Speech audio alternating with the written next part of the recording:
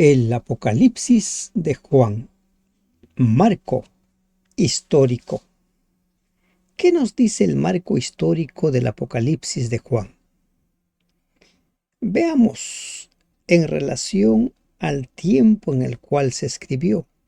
Los eruditos modernos están divididos en cuanto a si el momento cuando se escribió el Apocalipsis debe fijarse en una fecha relativamente temprana durante los reinados de Nerón, Vespasiano, o en una fecha posterior hacia el fin del reinado de Domiciano.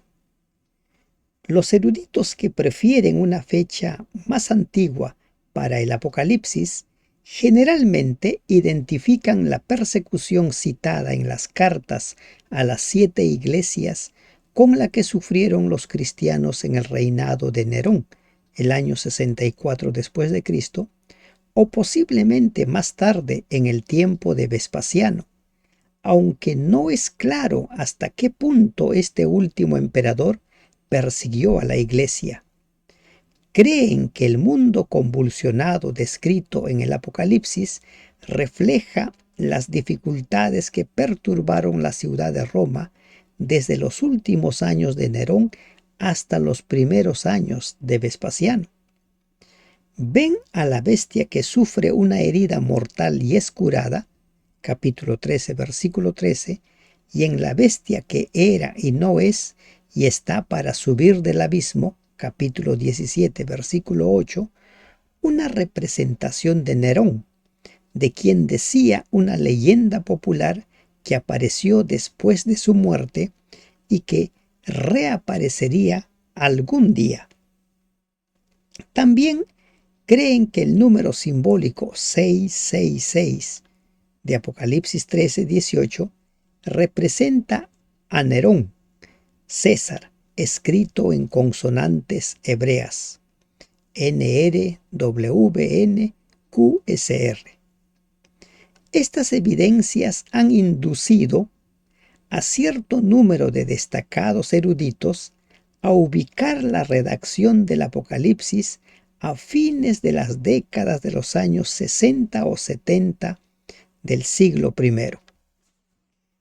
Este razonamiento, aunque indudablemente basado en hechos históricos, depende para ser admitido de la interpretación que se dé a ciertas declaraciones del Apocalipsis. Pero una interpretación tal es por supuesto subjetiva y no ha sido aceptada por muchos verdaderos eruditos del pasado. Tampoco la acepta este comentario, pues sus autores creen que las profecías del Apocalipsis se aplican también a lo que está más allá de la situación inmediata o local.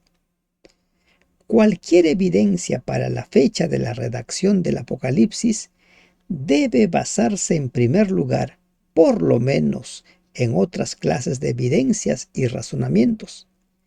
El testimonio de los primeros escritores cristianos es casi unánime en el sentido de que el libro de Apocalipsis fue escrito durante el reinado de Domiciano.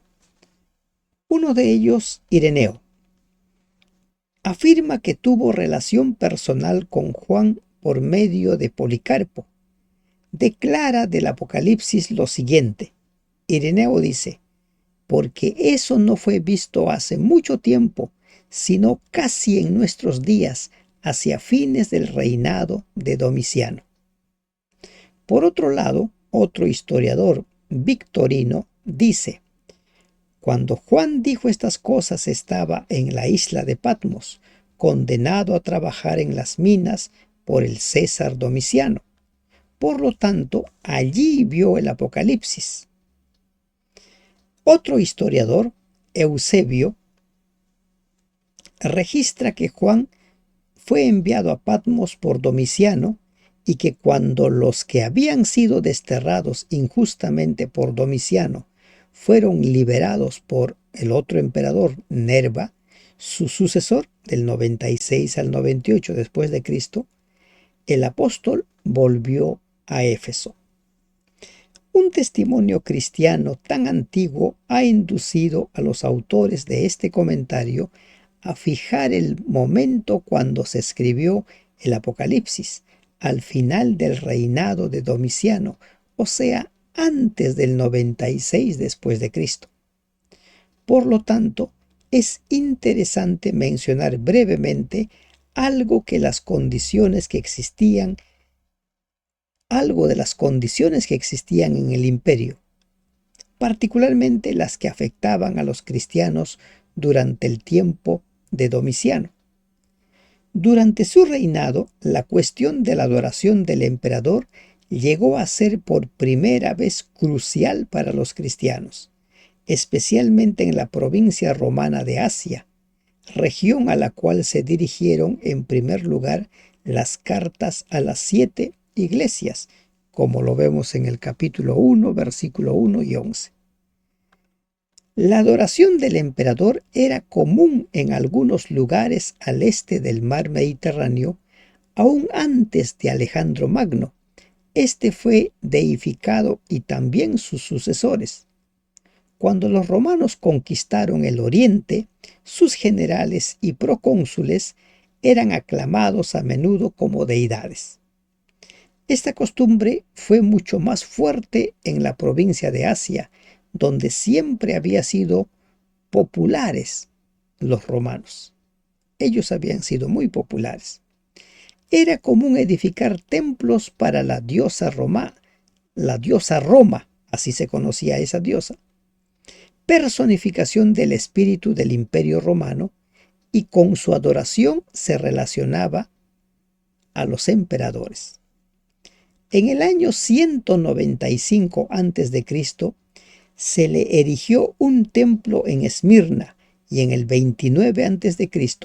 Augusto concedió permiso para la edificación de un templo en Éfeso para la adoración conjunta de Roma y de Julio César, y de otro en Pérgamo para la adoración de Roma y de sí mismo.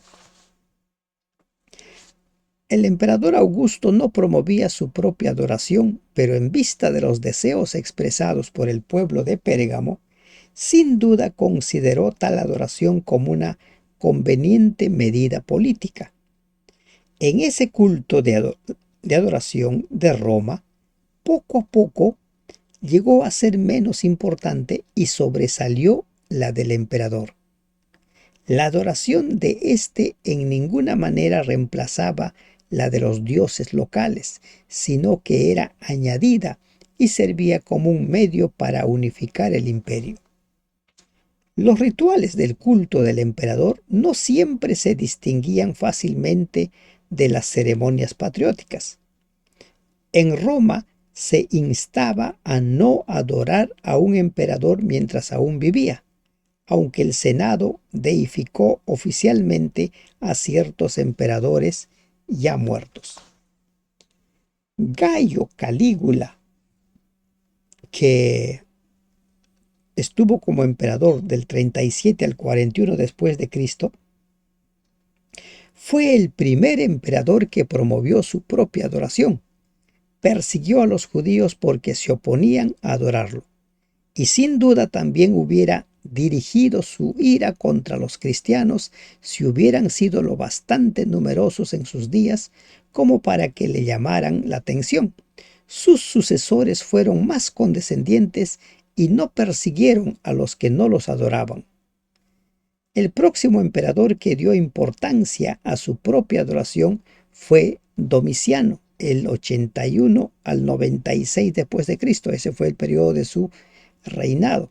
El cristianismo no había sido aún reconocido legalmente por el gobierno romano, pero aún una religión ilegal difícilmente fuera perseguida a menos que se opusiera a la ley, y esto fue precisamente lo que hizo el cristianismo. Domiciano procuró con todo empeño que se pretendía, ¿no? Él pretendía ser deificado, y que su pretendida deificación se arraigara en la mente del pueblo e impulsó su adoración dentro de sus súbditos. Un historiador conocido o llamado Suetonio registra que publicó una carta circular en nombre de sus procuradores que comenzaba con estas palabras: Nuestro Señor y nuestro Dios ordena que esto sea hecho. Un pasaje no muy claro del historiador romano Dio parece explicar esta persecución. Y en el mismo año 95 después de Cristo, Domiciano mató junto con muchos otros a Flavio Clemente el cónsul, aunque era su primo y tenía como esposa a Flavia Domitila, que era también pariente del emperador. Ambos fueron acusados de ateísmo, acusación por la cual fueron condenados muchos otros que habían adoptado costumbres judías. Algunos de ellos fueron muertos y el resto de los por lo menos fue despojado de sus propiedades. Domitila solo fue desterrada a Pandaria o Pandataria. Aunque a primera vista este pasaje parece registrar una persecución contra los judíos, de acuerdo con el historiador judío Graetz, el primo de Domiciano era prosélito judío. Los eruditos han sugerido que en realidad Flavio Clemente y su esposa fueron castigados por ser cristianos, desde el punto de vista de un historiador pagano que no conocía íntimamente el cristianismo. Costumbres judías sería una descripción lógica del cristianismo y el ateísmo. Bien podría representar la negativa de los cristianos de adorar al emperador. Eusebio, otro historiador romano, sin duda confunde la relación entre Domitila y Clemente y dice que Domiciano desterró a una sobrina de Clemente llamada Flavia Domitila porque era cristiana. Probablemente las dos referencias son a la misma persona y sugieren que la persecución llegó hasta la familia imperial.